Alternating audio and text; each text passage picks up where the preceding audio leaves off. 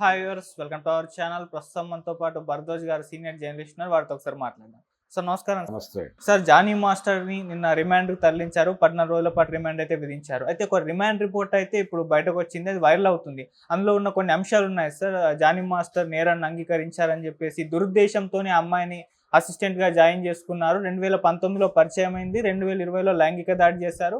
అప్పుడు ఆమె వయస్సు 16 సంవత్సరాలు. ఈ విషయాన్ని బయటకు ఎక్కడన్నా చెప్తే సినిమా అవకాశాలు లేకుండా చేస్తానని కూడా బెదిరించారు అని చెప్పేసి. అయితే మళ్ళీ 4 ఏళ్లలో కూడా చాలాసార్లు లైంగిక దాడి జరిగిందని చెప్పేసి ఆ రిమాండ్ రిపోర్ట్లో అయితే ఉంది సార్. మరి ఈ రిమాండ్ రిపోర్ట్ పైన మీ ఒపీనియన్ ఏంటి? రిమాండ్ రిపోర్ట్ అనగా ఏమి అనేది ముందు చూడాలి. అంటే పోలీసులకి ఒక జీరో ఎఫ్ఐఆర్ అందింది. ఆ జీరో ఎఫ్ఐఆర్లో అంశాల ప్రాతిపదికన అతని మీద కొన్ని సెక్షన్స్ పెట్టి తీసుకొచ్చారు. తీసుకొచ్చిన తర్వాత రిమాండ్ రిపోర్ట్ రాశారు, కోర్టుకు సబ్మిట్ చేశారు. అంతే. కోర్టు వారు రిమాండ్ విధించారు, విచారణ జరపలేదు. అంటే జడ్జి గారు అడుగుతారు మామూలుగా, కేసు కాగితాలు బెంచ్ మీద ఇచ్చినప్పుడు, బాబు నీ మీద ఈ నేరాల కింద కేసు పెట్టారు, నీకు తెలుసా అని అడుగుతారు. తెలుసు అంటారు. నిన్ను ఎందుకు అరెస్ట్ చేశారో తెలుసా నీకు అని అడుగుతారు. చెప్తారు, ఇది ఈ సెక్షన్స్ కింద నీ మీద కేసు పెట్టిన విషయం నీకు తెలుసా? తెలియదండి, ఇప్పుడే వింటున్నాను. నేరాన్ని అంగీకరిస్తావా లేకపోతే కంటెస్ట్ చేస్తావా అని అడుగుతారు. కంటెస్ట్ చేస్తానంటే లాయర్ని పెట్టుకో అని చెప్పేసి వాయిదా వేసేస్తారు, అయిపోతుంది, క్లోజ్. అంతకు మించి ఏమీ జరగదు అక్కడ. దాని మీద రిమాండ్ వేస్తారు. ఆ రిమాండ్ రిపోర్టు కేసులో ఏమిటి, కేసులో ఉన్న విశేషాలు ఏమిటి అనేది రాస్తారు. ఆ అమ్మాయి కంప్లైంట్ ఆధారంగా రాసేది అది. కేసు ట్రయల్ జరిగినప్పుడు సాక్ష్యాలు, ఆధారాలు అప్పుడు వస్తాయి. ఒకవేళ ఈయన నేరాన్ని అంగీకరించాలనుకున్నా కానీ, నేను నేరాన్ని అంగీకరిస్తున్నాను, కన్ఫెస్ అవుతాను అన్నా కానీ అది ఇమ్మీడియట్గా జరగదు. ఓకే. దానికి ఒక టైం ఇస్తారు. అంటే ఒకవేళ కన్ఫెస్ అవుతాను అన్నప్పుడు దానికి టైం ఇస్తారు. టైం ఇచ్చి అతన్ని ఎవరిని కలవని ప్రాంతంలో ఉంచుతారు. అంటే టైం 24 గంటల పైన టైం ఇస్తారు. ఎందుకు ఇస్తారంటే అతను రికలెక్ట్ చేసుకోవాలి. ఆ రికలెక్షన్ పీరియడ్ అని చెప్పి టైం ఇస్తారు. ఆ టైంలో అతను ఒక్కడిని ఒక సెల్లో ఉంచుతారు. ఉంచి అతనికి ఏం కావాలంటే అవి ప్రొవైడ్ చేస్తారు. ఆ టైంకి కోర్టులో హాజరుపరుస్తారు. మొత్తం తలుపులన్నీ మూసేస్తారు, ఎవరిని ఉంచరు కోర్టు హాల్లో. ఓకే. జడ్జి గారు, వీరు, ఆ రికార్డు చేసేటువంటి అసిస్టెంట్లు, వీళ్ళు తప్ప ఎవరూ ఉండరు. తలుపులన్నీ మూసేసి ఎవరూ లేరు అనే విషయం నీకు అర్థమైంది కదా, ఇప్పుడు చెప్పు అని అడుగుతారు. అప్పుడు ఇతను కన్ఫెస్ అయ్యి స్టేట్మెంట్ ఇస్తాడు. అయ్యా, నేను ఆ అమ్మాయి మీద అత్యాచారం చేయటం కోసమే అసిస్టెంట్గా చేర్చుకున్నాను, అత్యాచారం చేశాను వాంటెడ్గానే, ఇలా పలుమార్లు చేశాను, నేను చాలా దుర్మార్గుడిని, ఇలా చెప్పుకుంటాడు. చెప్పుకున్న తర్వాత అది కన్ఫెషన్ స్టేట్మెంట్ కింద రికార్డు చేసుకుని దాని ఆధారంగా అతనికి ఏ శిక్ష విధించాలనేది నిర్ణయిస్తారు. అంత ఏం జరగలేదు అక్కడ. అతన్ని హాజరుపరిచారు, రిమాండ్కి పంపించారు, అంతే. కాబట్టి రిమాండ్ రిపోర్ట్లో రకరకాల, అంటే దానిలో రాసిన వాక్యాలని అనువదించేటువంటి ప్రాసెస్లో కొత్త అర్థాలు ధ్వనిస్తాయి. ఆ కొత్త అర్థాలని ప్రపంచానికి వ్యాఖ్యానం చెప్పే ప్రయత్నం చేస్తున్నారు. ఇది ఇబ్బంది. అతను కంటెస్ట్ చేయదలుచుకున్నాడు అనేది మనకు అర్థమవుతున్న విషయం. అతని భార్య చాలా మాట్లాడుతోంది బయట. ఆవిడ పేరు సుమలత గారు. ఆవిడ తన భర్త నేరం చేసి ఉండే అవకాశం లేదు అని మాట్లాడే వరకు ఇబ్బంది లేదు. కానీ ఆవిడ ఒక అడుగు ముందుకు వేసి, ఎవరైతే ఈ కంప్లైంట్ ఇచ్చారో ఆ కంప్లైంట్ ఇచ్చిన మనిషి మీద, ఆ అమ్మాయి మీద, ఆ అమ్మాయి క్యారెక్టర్ మీద విపరీతమైనటువంటి ఆరోపణలు చేస్తున్నారు. ఆ అమ్మాయి కుటుంబం మీద కూడా.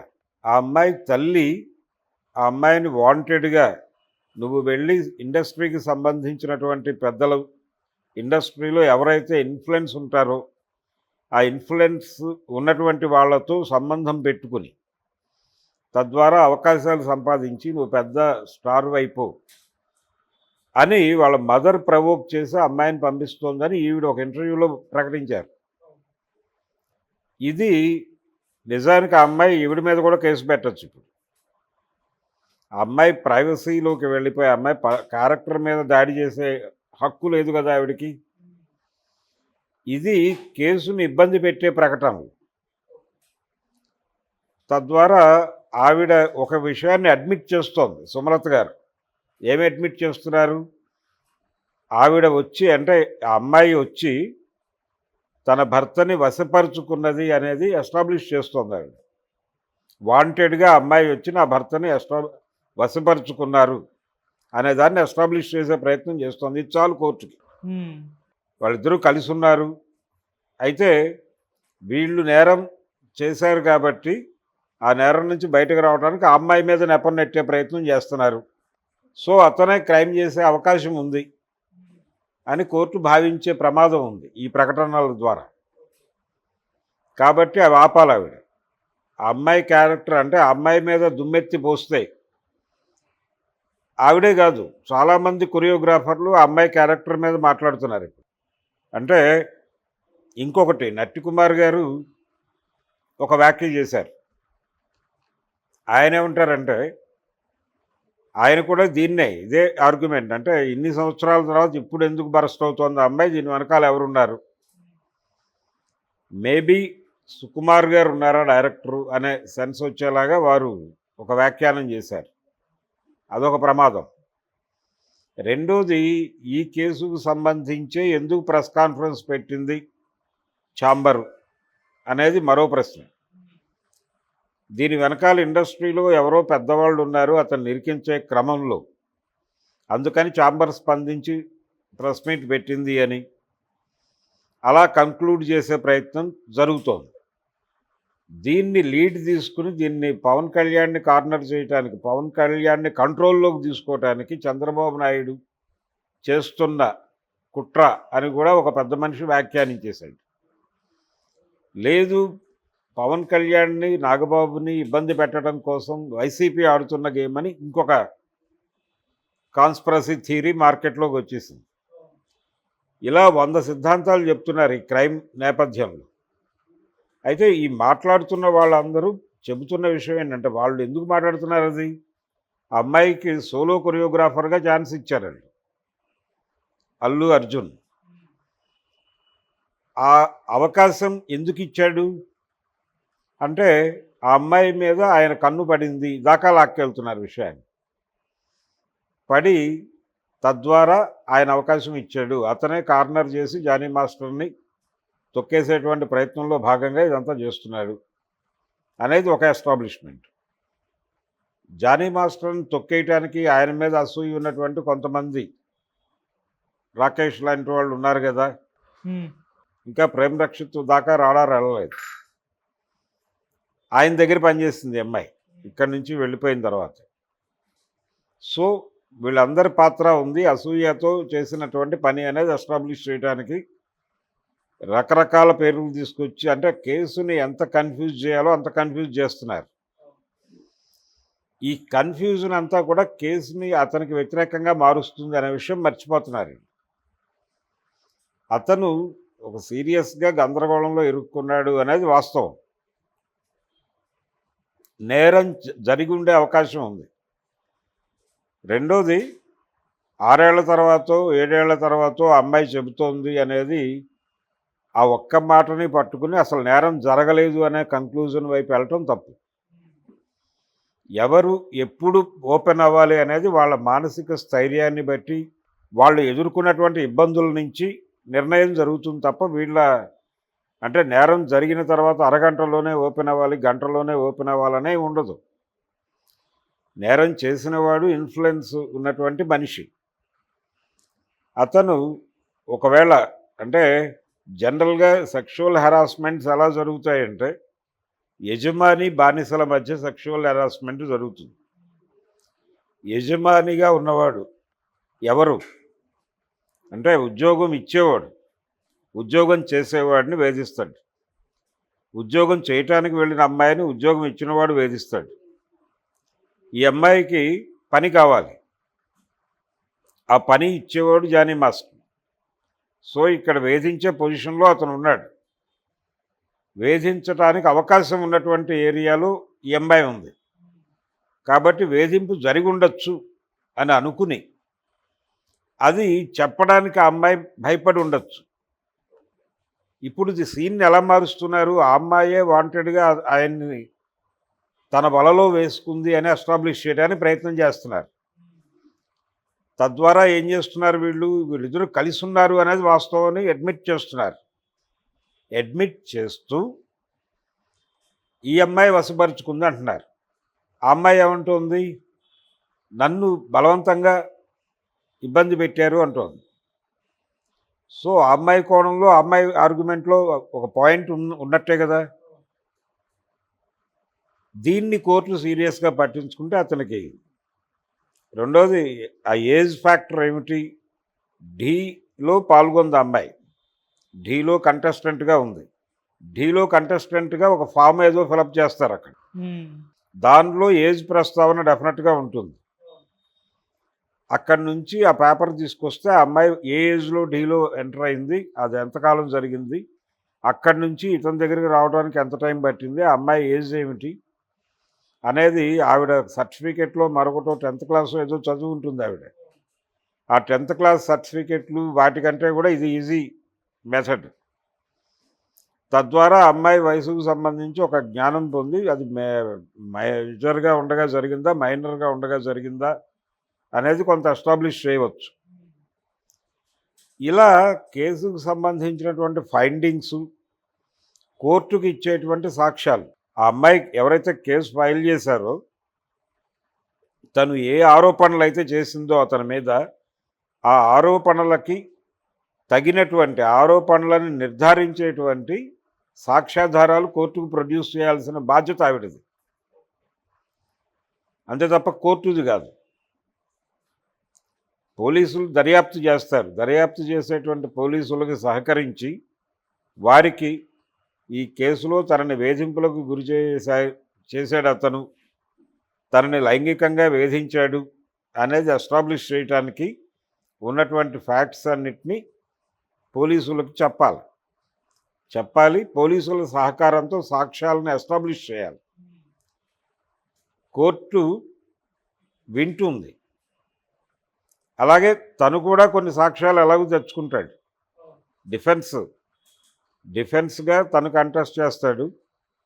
ప్రాసిక్యూటర్ గారు ఈవిడ కేసు మీద, ఈవిడ పెట్టిన కంప్లైంట్ మీద మాట్లాడతాడు. ప్రాసిక్యూషన్ ఆరోపణలని, ప్రాసిక్యూషన్ పెట్టేటువంటి సాక్ష్యాలని అవి తప్పని ప్రూవ్ చేయడానికి వాళ్ళు ప్రయత్నం చేస్తారు. ఈ ప్రయత్నంలో ఎవరు గెలుస్తారు అనేది, ప్రాసిక్యూటర్ గెలుస్తాడా లేకపోతే అవతల అతని జానీ మాస్టర్ పెట్టుకున్నటువంటి న్యాయవాది గెలుస్తాడా అనేది కేసు మెరిట్స్ మీద ఆధారపడి ఉంటుంది. వీళ్ళు జరిపినటువంటి ఆర్గ్యుమెంట్స్లో ఉన్న మెరిట్స్, డిమెరిట్స్ ఆధారంగా ఆయన ఒక నిర్ణయం తీసుకుంటాడు జడ్జి గారు. ఇది అంత తొందరగా తెమిలే వ్యవహారం కాదు. ఆ అమ్మాయి చెప్పినటువంటి సమాచారం ఆధారంగా కేసు ఎస్టాబ్లిష్ చేయాలి వాడు. ఓకే, ఎస్టాబ్లిష్ చేసిన తర్వాత సాక్ష్యాలు ఎవరు అనేది కూడా రాస్తూ ఛార్జ్ షీట్ దాఖలు చేస్తారు. దానికి 90 రోజుల గడువు ఉంది, అంటే 3 నెలలు.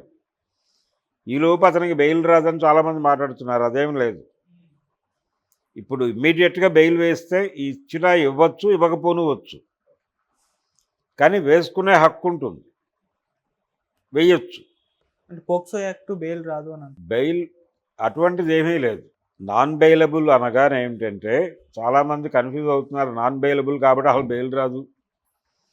అన్నీ నాన్ బెయిలబుల్ సెక్షన్సే ఏదైనా.